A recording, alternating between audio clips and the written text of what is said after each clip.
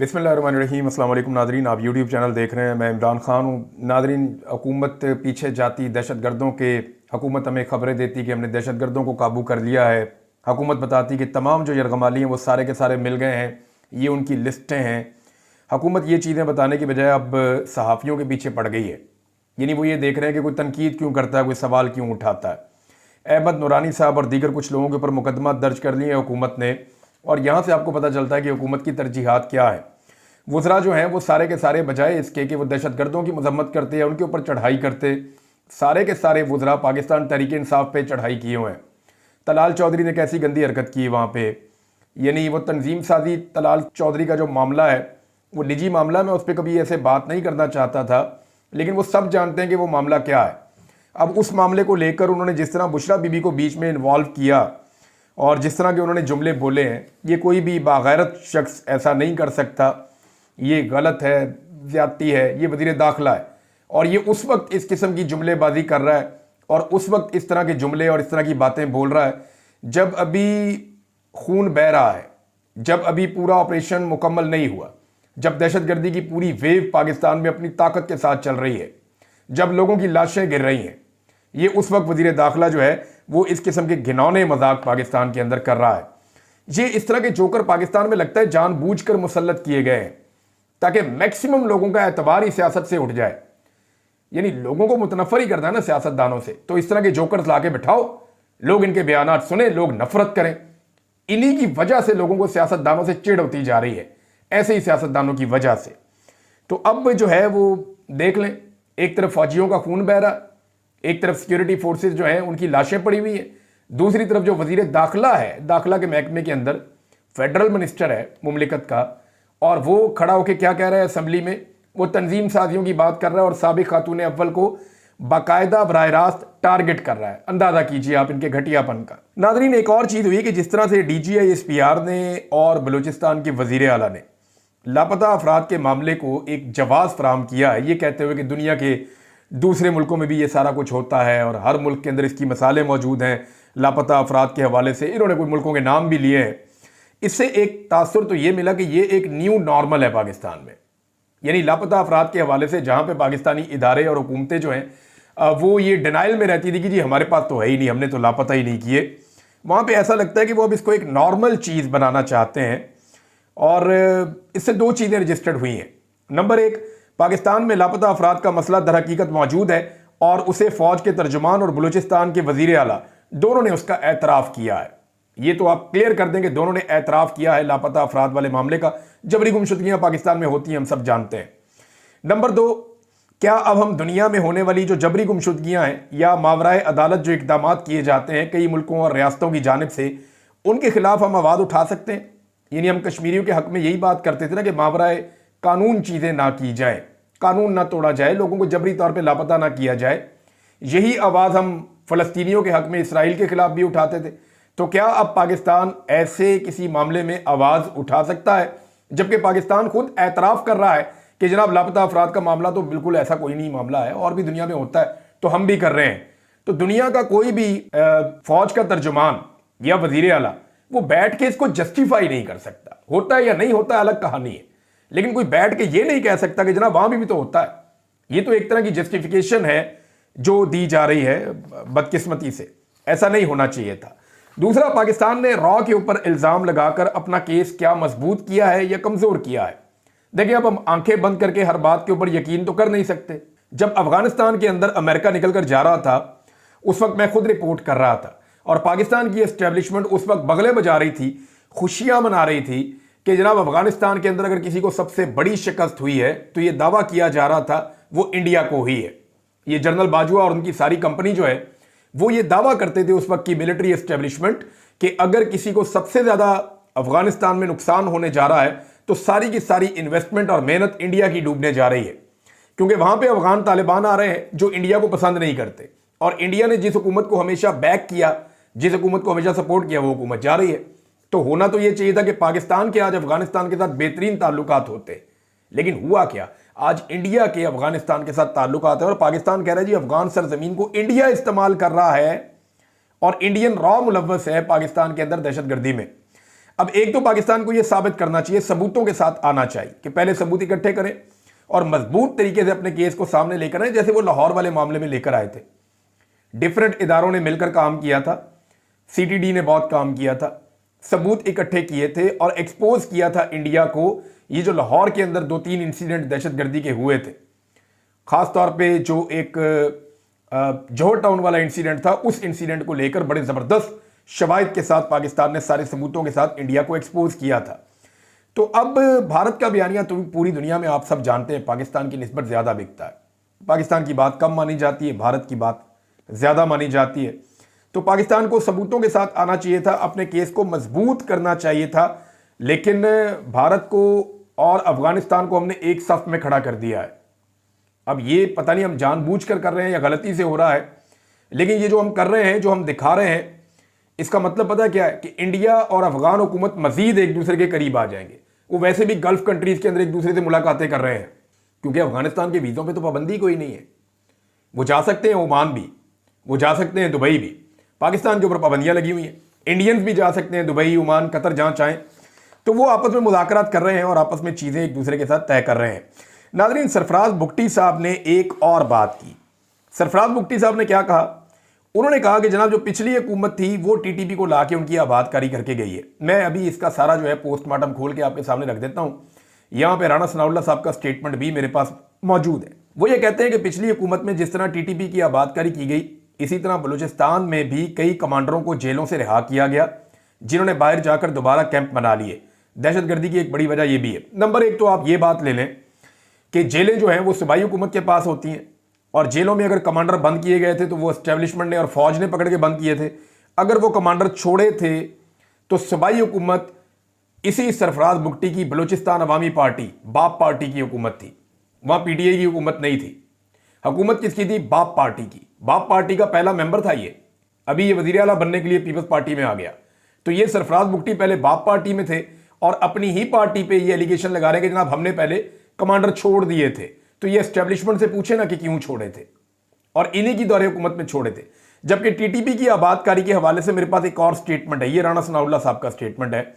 ये जरा आप उनके एक आधे जुमले में आपको समझ आ जाएगी। ये हामिद मीर साहब को इंटरव्यू दे रहे हैं 2022 में, अक्टूबर 2022 में, और ये वो वक्त है जब दहशतगर्दों को पाकिस्तान में लाकर बसाया जा रहा था।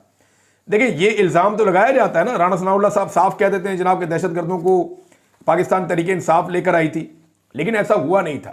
मुराद सईद से या मंजूर पश्तीन से जो दुश्मनी बन गई एस्टेब्लिशमेंट की बहुत बड़ी, वो इसी वजह से बनी कि 2022 में जनरल बाजवा ने और उनके साथियों ने यह फैसला किया कि वो टीटीपी को लाकर पाकिस्तान में बसाएंगे। उन्होंने इमरान खान साहब को कायल किया, तो इमरान खान साहब ने कहा ठीक है, हम इसके ऊपर डिबेट शुरू करवा देते हैं, और वो डिबेट शुरू हो गई।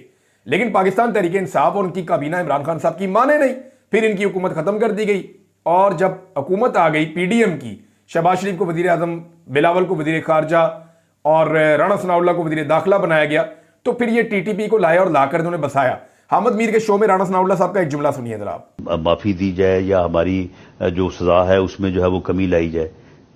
कुछ ऐसे हैं उनके साथ मुज़ाकरात होने चाहिए, उनको वापस आने का मौका भी मिलना चाहिए।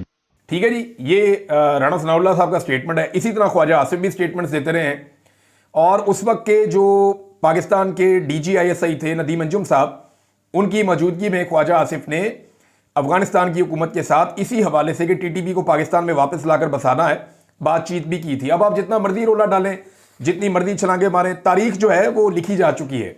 सरफराज बुगटी साहब इसको बदल नहीं सकते। ये जो दहशतगर्द आए हैं पाकिस्तान में, ये पीडीएम की हुकूमत लाई है। जनरल बाजवा का फार्मूला था, जनरल बाजवा को हथकड़ियां लगाएं और उन्हें लेकर जाएं, ले जाके उनके ऊपर टॉर्चर करें, उन्हें बंद करें, उनसे पूछें कि तुम्हें किसने कहा था कि इन दहशतगर्दों को पाकिस्तान वापस लेकर आओ। हालांकि 2021 में अमेरिका वहां से निकलकर चला गया जान छुड़ाकर, और आप मामला को तय कर सकते थे। पाकिस्तान को आज भी अफगानिस्तान के साथ बैठकर बात करनी चाहिए और अफगानिस्तान के साथ अच्छे ताल्लुकात बनाने चाहिए, ताकि पाकिस्तान के अंदर जो दहशतगर्दी हो रही है वो रुक जाए, और अफगानिस्तान और पाकिस्तान के बीच में अच्छे ताल्लुकात ही इस खित्ते में पाकिस्तान की तिजारत के लिए और मफादात के लिए बेहतर होंगे, अगर ये करना चाहें तो। क्योंकि सूरत हाल देखें, अभी मैं आपको एक लेटेस्ट खबर भी दे देता हूं कि बन्नू के अंदर अटैक हुए हैं, और खुशकिस्मती से कोई जानी नुकसान नहीं हुआ, लेकिन 3 चौकियां हैं पुलिस की, और उन तीनों के ऊपर अटैक हुआ है। और मोटरसाइकिल सवारों ने पुलिस की चौकियों पर ग्रेनेडों से हमला किया है और ये हमले लगातार अब बढ़ते चले जा रहे हैं। ये बन्नू का इलाका है। सिक्योरिटी फोर्सेज जो है वो अपना काम कर रही हैं। जनरल बाजुआ ने अपना शौक पूरा कर लिया। इन्हीं दहशतगर्दों को वापस लाने के लिए जनाब इन्होंने पाकिस्तान की अवाम से दुश्मनी ले ली थी। लोग दीर में निकल रहे थे, हर जगह पे निकल रहे थे, हर जगह निकल के एहतजाज कर रहे थे कि यार खुदारा इन दहशतगर्दों को वापस ना लेकर आए, और अगर लाना है तो कोई मैकेनिज्म, कोई तरीकाकार होता है। अफगानिस्तान की गवर्नमेंट के साथ बात करें, और अगर आपने वापस लाकर इनको बसाना है तो गैर मुसल्लह होने चाहिए। फिर ये आपके आईन और गवर्नमेंट की रिट के नीचे रहकर इनको जिंदगी गुजारनी चाहिए। फिर इनके रहने का, इनके खाने पीने का, बाकी चीजों का भी आप बंदोबस्त करें, इनके रोजगार का भी आप बंदोबस्त करें, क्योंकि देखिए उनको तो आसान तरीका आता है, बंदूक पकड़ी, पैसा कमा लिया। तो ये सारी चीजें मैनेज करनी थी गवर्नमेंट ने, लेकिन गवर्नमेंट तो सिर्फ एक चीज मैनेज कर रही थी और वो आज तक एक ही चीज मैनेज कर रही है, और वो क्या चीज है? पाकिस्तान तहरीक इंसाफ और इमरान खान। बस इनको दीवार के साथ लगाओ। आप अंदाजा कीजिए कि अपोजिशन ने प्रेस कॉन्फ्रेंस की और हुकूमत ने अपोजिशन की प्रेस कॉन्फ्रेंस दिखाई ही नहीं। यानी तमाम टीवी चैनल को मना कर दिया गया कि कोई भी प्रेस कॉन्फ्रेंस नहीं दिखाएगा, और किसी भी टीवी चैनल की जरूरत नहीं हुई कि वो प्रेस कॉन्फ्रेंस दिखा दे। आप कोई भी टीवी चैनल उठाएं, जो अपोजिशन की प्रेस कॉन्फ्रेंस थी जिसके अंदर बात कर रहे थे महमूद खान अचकजई साहब, खास तौर पे कोई दिखाया ही नहीं। महमूद खान अचकजई साहब कहते हैं, और उन्होंने मशवरा दिया पूरे पाकिस्तान के लीडर्स को कि गुज़िश्ता गुनाहों पर अल्लाह और अवाम से माफ़ी मांगे, आइन को सही अंदाज में नाफिज करें। नवाज शरीफ, फजलुर रहमान, पीटीआई सब मिलकर बदबख्त हुकूमत से छुटकारे का सोचें। अच्छा इलेक्शन कमीशन बनाकर इंतखाबात करवाएं। गद्दार का फलसफा मजीद नहीं चलेगा। उन्होंने कहा जो वफादारियां बेचता है वो वजीर आला बन जाता है, जो ना खरीदता है ना बेचता है वो गद्दार बन जाता है। आल पार्टीज कॉन्फ्रेंस बुलाकर इन तमाम बलाओं का इलाज करें, ये महमूद खान अचकजई ने कहा। अब पाकिस्तान तहरीक इंसाफ का मुतालबा है कि आल पार्टीज कॉन्फ्रेंस अगर आपने बुलानी है तो इमरान खान साहब को भी निकाल कर लाएं जेल में से, पैरोल पर लेकर आए। उतना बड़ा लीडर है, पूरे पाकिस्तान में सबसे मकबूल आदमी है, 70-80% लोग उसके पीछे चलते हैं। तो उसके बगैर आप आल पार्टीज कॉन्फ्रेंस कैसे कर सकते हैं? वो सारी पार्टियां एक तरफ, वो अकेला एक तरफ, इतनी उसकी मकबूलियत और कबूलियत है पाकिस्तान में। तो उस शख्स के बगैर आप तो बहुत मिनॉरिटी में है, आपके साथ तो अवामी सपोर्ट ही नहीं है। तो इमरान खान को बुलाएं, उसको शामिल करें। मुश्तरका एलामिया जब आएगा, इमरान खान उसका हिस्सा होगा, तो आप उसका इंपैक्ट देखिएगा कितना होगा। पाकिस्तान तहरीक इंसाफ ये कह रही है, लेकिन PMLN बहुत डरती है, पीपल्स पार्टी बहुत डरती है। उन्हें आइडिया है कि एक दिन इमरान खान बाहर आ गया और वो सामने आ गया तो इनका सारा कीता कराया जो है उसके ऊपर पानी फिर जाएगा, और हर तरफ फिर इमरान खान का ही नाम होगा, किसी और का नाम नहीं होगा। नाज़रीन, मैं कुछ खबरें देख रहा था, वकार साहब है हमारे दोस्त, उन्होंने एक नुक्ता उठाया, उसके बाद मैंने वाकई चेक किया। 3 नवंबर 2022 को इमरान खान साहब पर कातलाना हमला हुआ था। अब ये जबरदस्ती जो एस्टेब्लिशमेंट के टाउट्स हैं या बहुत सारे लोग हैं, वो लोग कहते हैं तुमने मजम्मत नहीं की, तुमने मजम्मत नहीं की, वो मारंग बलोच से मजम्मत कराओ, उससे मजम्मत कराओ। और भाई जिनको पूछना है कि ये हमला क्यों हुआ, उनसे तो पूछ लो। इंटेलिजेंस का फेलियर हो गया ना, इंटेलिजेंस का फेलियर क्यों हुआ, किसने किया, इसका जवाब मांगा जाएगा, ना कि उन लोगों से पूछा जाएगा जिनके पास सिक्योरिटी कोई नहीं है। वो बेचारे अकेले फिरते हैं बलूचिस्तान के अंदर और पाकिस्तान के अंदर, उनके पास तो अपनी जाती सिक्योरिटी भी नहीं है, वो गरीब लोग हैं। तो उनके ऊपर कातलाना हमले करवाने हैं आपने, उनसे मजम्मतें करवा के। यानी ये चाहते हैं सारे ही मारे जाएं। यानी अब वो लोग जमहूरियत की बात करते हैं, वो लोग बात करते हैं अपने हुकूक की बात करते हैं, वो एहतजाज करते हैं, वो इस्लामाबाद को मानते हैं, इस्लामाबाद आना चाहते हैं। तो आप चाहते हैं कि ये लोग भी मर जाएं और सिर्फ वही बाकी लोग रह जाएं जो लोग हथियार उठा के पहाड़ों पे चढ़े हुए हैं और अटैक कर रहे हैं फोर्सेस के ऊपर। मेरे ख्याल में ये बहुत ही कमज़ोर बात है। मजम्मत का मामला आया तो फिर वहाँ से हमें याद आया कि इमरान खान साहब पर जब कातलाना हमला हुआ था, क्या उस वक्त पाकिस्तान के आर्मी चीफ DGISI या पाकिस्तान की मिलिट्री एस्टेब्लिशमेंट ने मजम्मत की थी? तो जनाब मैंने 3 नवंबर को ये वाक़या हुआ था, 4 नवंबर और 5 नवंबर दोनों के अखबारात पढ़े तो ना 4 नवंबर को कोई मजम्मत की गई, ना 5 नवंबर को कोई मजम्मत की गई, बल्कि 5 नवंबर को जो काम किया गया जरा वो देखें आप। 5 नवंबर के अखबार में बाकायदा ये मुतालबा किया गया मिलिट्री एस्टेब्लिशमेंट की जानिब से कि इमरान खान और PTI के खिलाफ कार्रवाई की जाए, क्योंकि इन्होंने जनाब ये कहा है कि ये हमले के पीछे एस्टेब्लिशमेंट है। अब आप अंदाज़ा करें, ज़रा ये जुमले आप देख लें। हुकूमत इमरान खान के झूठे इल्ज़ामात पर कानूनी कार्रवाई करे। फौजी तर्जुमान मज़मूम मकासद के लिए फजूल इल्ज़ामात लगाकर अफसरान और सिपाहियों की इज्जत और वकार को दागदार किया जा रहा है। भाई वो इमरान खान साहब हैं, एक FIR करवाना चाह रहे थे, साबिक वज़ीर आज़म है, मजम्मत तो पहले आप जारी करें। तो मजम्मत वहां पे भी नहीं की गई थी। अभी नाज़रीन एक और सवाल उठाया गया और ये जावेद चौधरी साहब ने भी उठाया, कुछ और जर्नलिस्ट भी उठा रहे हैं। हमने जब बलूचिस्तान में कुछ सहाफ़ियों से बात की तो उन्होंने भी कहा जी यही सवाल हमारे दिमाग में है, अगर ये हमें शामिल करें प्रेस कॉन्फ्रेंस में या हमें ब्रीफिंग दें तो हम ये सवालात सामने रखने की कोशिश करेंगे, क्योंकि ये बड़े कलीदी बुनियादी सवालात हैं। यानी आदादोशुमार जो दिए गए हैं उनके मुताबिक 440 बंदे ट्रेन में सवार थे और उनमें से 339 के बारे में दावा किया गया कि वो बादियाब हो गए, 26 अफराद के बारे में दावा है कि वो शहीद हो गए। तो फिर भी 75 से ज्यादा लोग, 75 से 80 लोग जो हैं वो बचते हैं। ये बंदे किधर हैं, इनके बारे में कुछ पता नहीं। जावेद चौधरी साहब ने कहा कि हो सकता है कि बीएलए वाले इनको अपने साथ ले गए, कुछ लोग कह रहे हैं हो सकता है ये शहीद हो गए या अभी तक पता नहीं चल रहा कि ये गए कहां पे।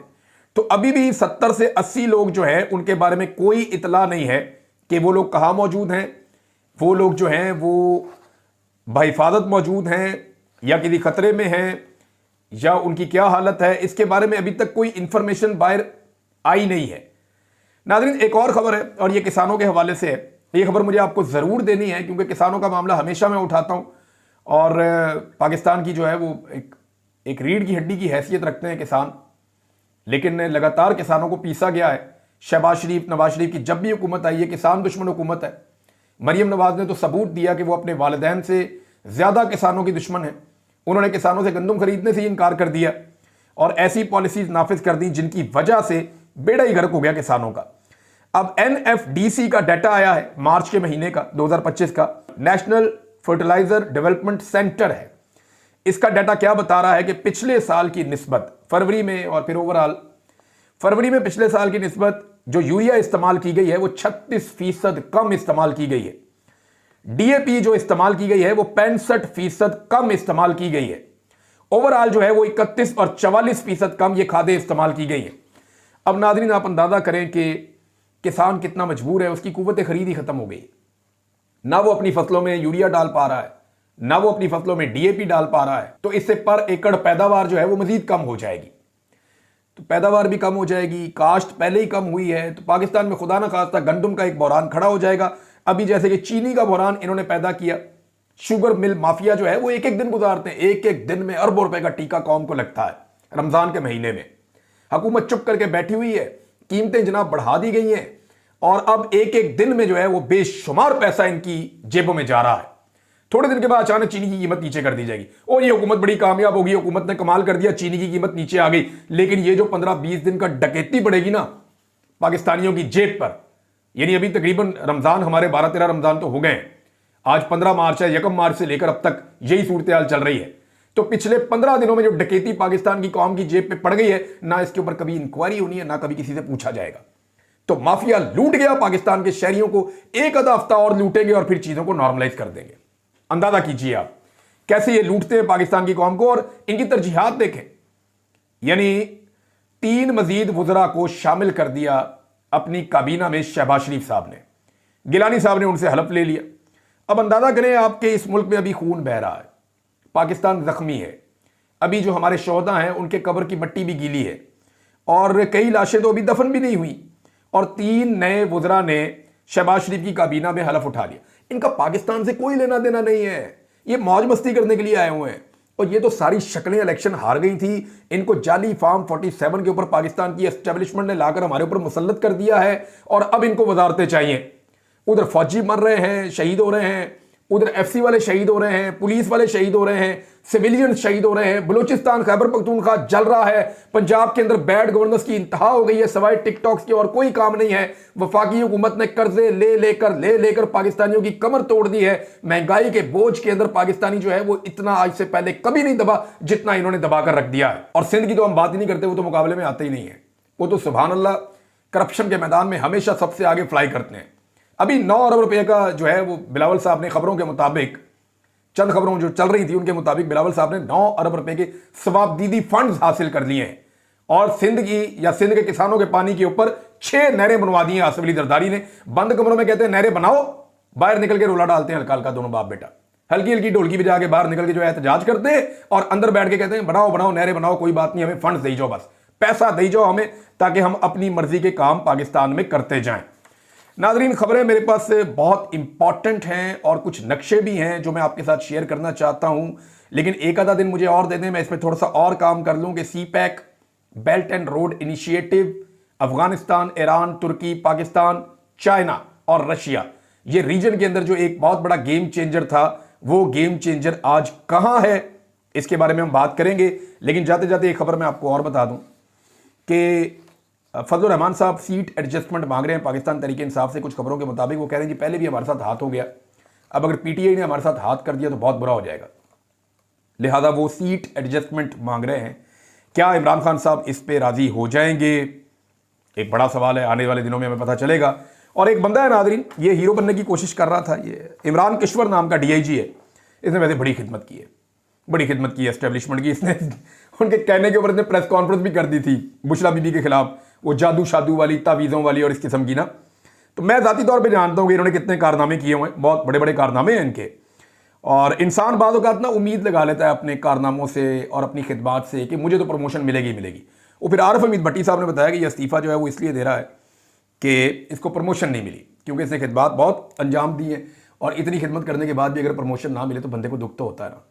तो ये हीरो बनने के लिए कोशिश कर रहे थे, कुछ लोगों ने थोड़ा सा बनाया भी, लेकिन हीरो कोई नहीं है, बिल्कुल एक नॉर्मल ब्यूरोक्रेट है जिसको तरक्की चाहिए थी, और तरक्की के लिए उसने वो सब कुछ करके दिया जो नॉर्मली पाकिस्तान में ब्यूरोक्रेट करते हैं। अब तक के लिए इतना ही, अपना ख्याल रखिएगा, अपने इस चैनल का भी। अल्लाह हाफ़िज़।